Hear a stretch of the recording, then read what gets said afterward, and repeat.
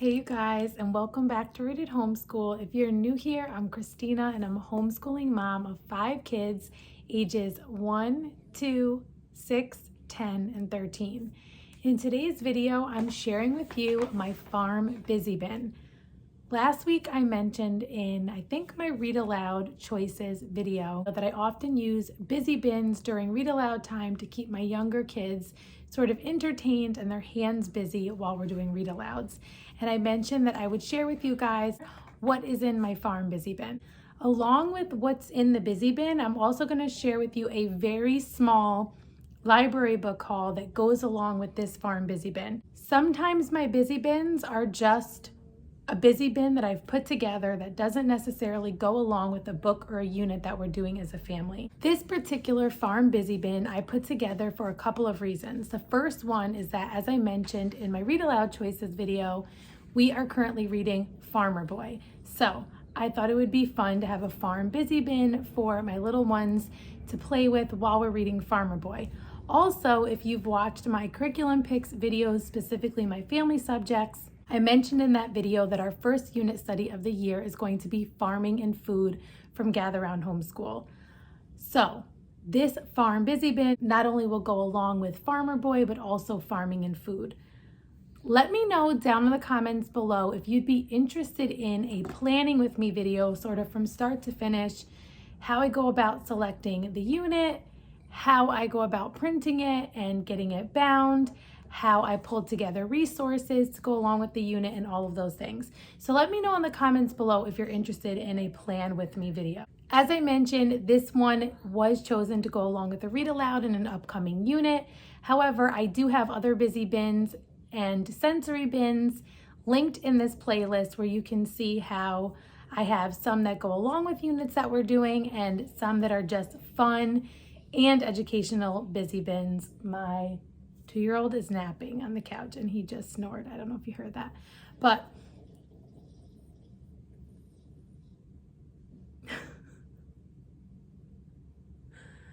my 2-year-old is napping and my 6-year-old is doing explode the code right here on the couch as we speak. So here we go.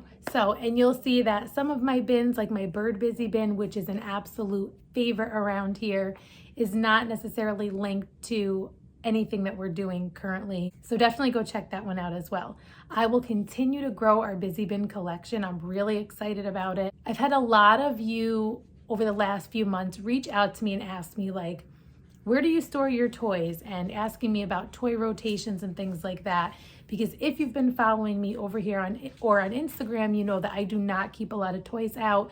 Ever since we remodeled the playroom, we keep a very minimal amount of toys out. And instead, what we do is we have a learning shelf with minimal toys out that I switch out every couple of weeks. And then we have busy bins, which I pull out at selected times. I might leave that busy bin out for the day or an hour or a half hour or part of the day or whatever it is, depending on which one it is and what we're doing. One thing that I want to mention is you don't have to spend a lot of money on busy bins. You don't necessarily have to spend any money on busy bins whatsoever. So I'll share with you how I built this busy bin as I'm showing you it's in there. Then I also want to mention, if you already have a lot of toys, a lot of stuff, and you're trying to figure out a way to really pare it down and become more minimal, but maybe you're having a hard time deciding what to get rid of, you can sort of pair like items, things that would go along with one another. Like if you have, for example, a whole bunch of like food and tea party type stuff, you could have a food or tea party busy bin. If you have a whole bunch of different like animals and things that go along with that, you could do an animal busy bin. So chances are you could start to build busy bins with things that you already have. If you have a couple of animal books, you can put them in with the different animal toys and games and things like that and create a busy bin that way. So this is not like you have to go out and spend a bunch of money to create a busy bin type of video, and you'll kind of see how I built mine without spending much money at all on it. So let's take a look at it. So as you can see, I have pretty much everything in a bin other than this little magnetic easel by Lewo, which I do have linked in my Amazon shop. I really love this because it comes with its own, there's Sethi waking up from his nap.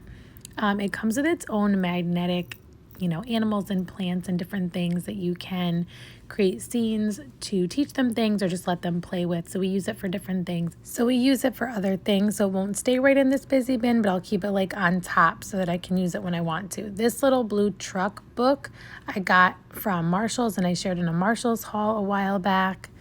I got these little magnets, on the farm magnets from Target, and so I'm going to just put them inside of this tray that comes along with this easel so that he can play with them. This is actually his first time playing with them, so I think he's going to be pretty excited about this.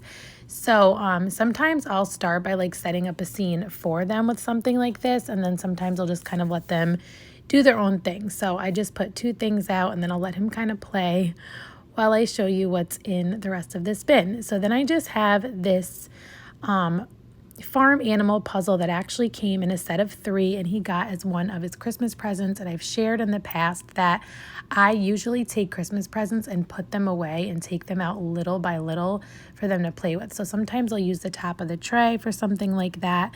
This adorable book, Otis, is a favorite around here, and we've actually had this since my oldest was younger, so that. Then I've shared before that we get these high fives in the mail as a gift from my mother-in-law and father-in-law, and that one happens to be on the farm, so that's why I put it in the busy bin. This wooden Melissa and Doug barn set was actually from a garage sale. It came in this bin. There was this set and then also some trains, which I took out and made a different bin with. It was all $7, and I think they actually even went lower on that. But I love wooden toys, and I love this little set that they can build with. And so I like to have a variety of books, puzzles, things for them to play with and manipulate. I don't always get library books for every busy bin that I do, but in this case, because it is going along with some other units, I'll show you what I got so far to go along with it. So I got this book on the farm, and what I like to do is get ones that kind of have varying levels of text and things like that. So this one just kind of takes it animal by animal, so that's kind of fun. It has simple illustrations, so that one's on the farm. The next one is just called Farm, and this one has a little bit more text to it. So this one will be like, a little bit more reading. It's a little bit of a longer book. It has more of a storyline to it.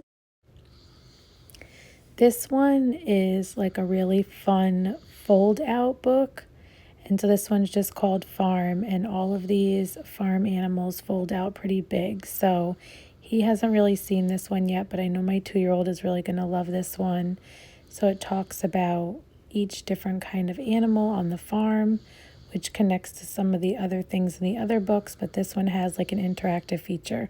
So I always try to get at least one book that does have some kind of interactive feature, like a lift the flap or a fold out, or maybe it has like sounds. When we did the ocean unit, I had a book that had like actual ocean sounds they could hear what different ocean creatures sounded like and things like this. So I really liked this one. I think he'll like this one. I'll have to be careful with my 18-month-old that she doesn't rip it. But the next one I had her more in mind for. I always try to get at least one board book as well, so she can feel like she has something to look at.